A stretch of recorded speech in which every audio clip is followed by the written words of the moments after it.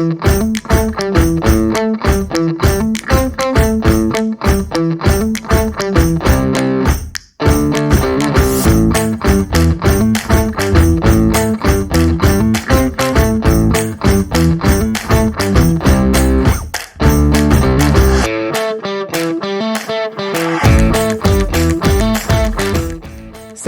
we went into Portland, like Mrs. Fletcher from Murder, She Wrote, and we were so excited about it, and then, I don't know, we just didn't click. Must be us, cause it can't be Portland. We stayed in the port to be in the port, and early in the evening it was everything you could wish for. Every single restaurant heaving, queues for tables. Lots and lots of people. Like St. John, only better, if that were possible. Look, there's this, and this, and this, and some more spoiled for a choice we were. Bit ironic, all these bars and restaurants, given that it was Maine that pioneered Prohibition in 1851. Swiftly followed by Portland rum riots in 1855. Alright, we did not pick the best place for ourselves. Note for the future, you might want to queue for a table rather than go to the one restaurant that's half empty, but we were starving. That was our own silly fault. Plenty of good-looking joints here. Masses of happy customers.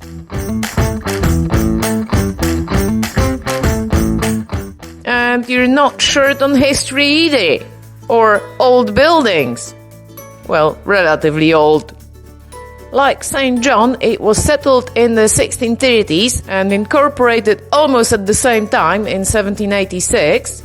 The closest Atlantic port to Europe that didn't freeze in winter, which initially thrived on the fur and timber trade and passenger traffic.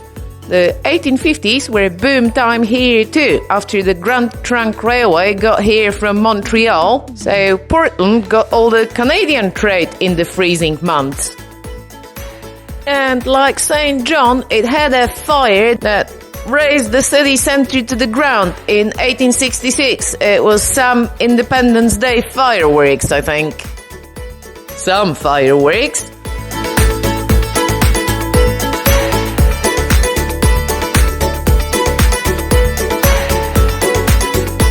It was rebuilt and is since preserved for the most part. There were some new inserts. But equally, there were those little pockets of decay that never failed to capture my heart and camera.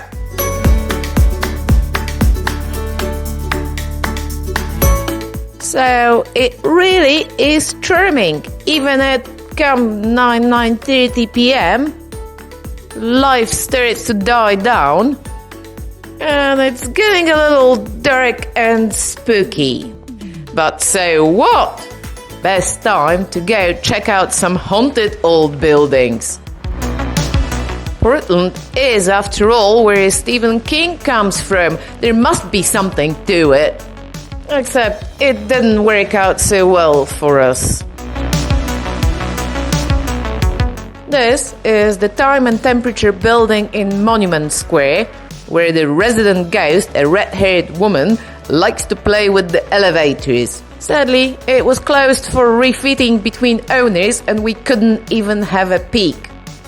Ho-hum, on we go, cause there's more.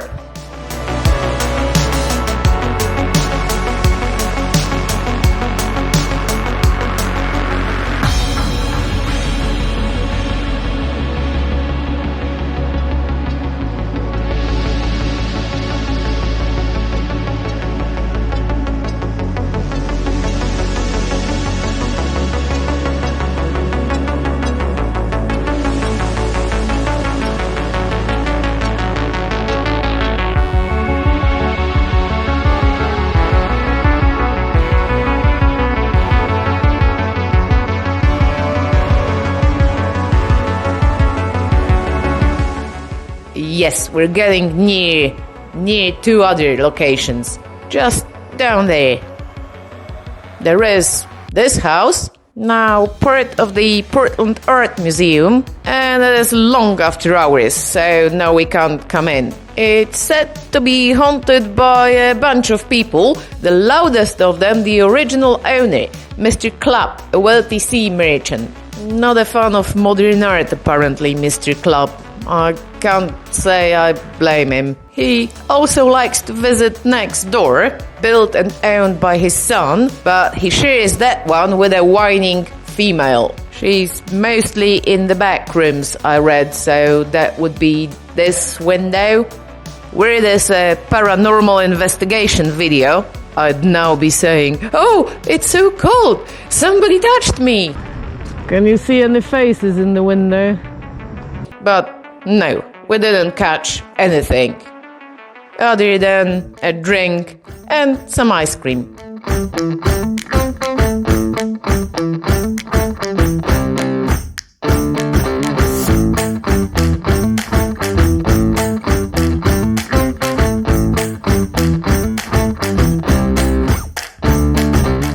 And this is Commercial Street at about 10:30 in the evening.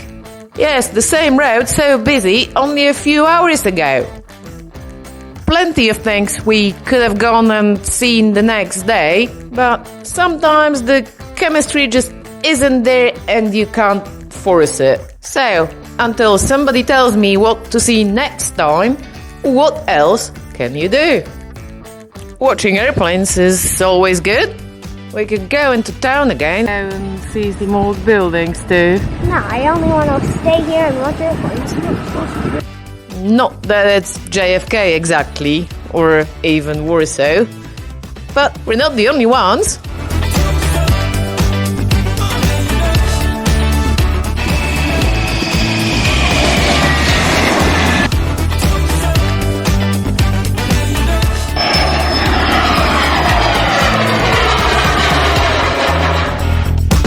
Airplanes not your thing? I won't pretend I understand, but if in doubt, and on the seaside, go to the beach. It is way easier than Rockland, and the best place is here. This is Old Orchard Beach, and it's beautiful. This whole entire huge sandy bay.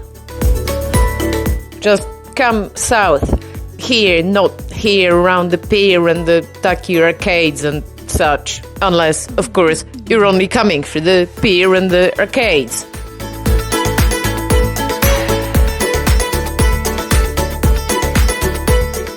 The surf is up for the 2-legged and for the 4-legged. And hey, we've learned something in Cornwall. Or you can just relax, watch the wind play in the grass, and dragons float over your head. Airplanes, dragons. I mean, the only thing that's missing is cats. There are no cats, but there are quite a few dogs, again, if that's a problem for you. So, here we are, and now the most difficult moment of any holiday, apart from actually getting home. Saying goodbye to the sea, because from now on we're turning inland. So it is so long Atlantic Ocean. But I feel like everything is telling us it's time to go. And it isn't like it's the last stop on that trip. So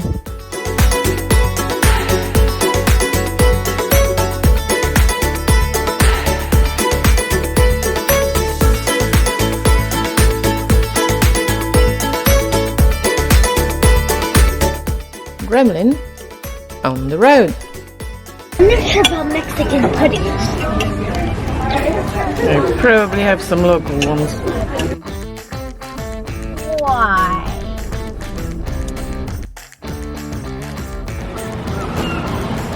You look like down here, you can see this like body of a fish stuck under a stick that won't move. Okay. Okay, maybe. And the crying lady, which was confirmed several times they haven't identified her. Harry Potter, shit. Period. Yeah, there was some period furniture that they moved in there at some point. So she might have been attached to the furniture, they think.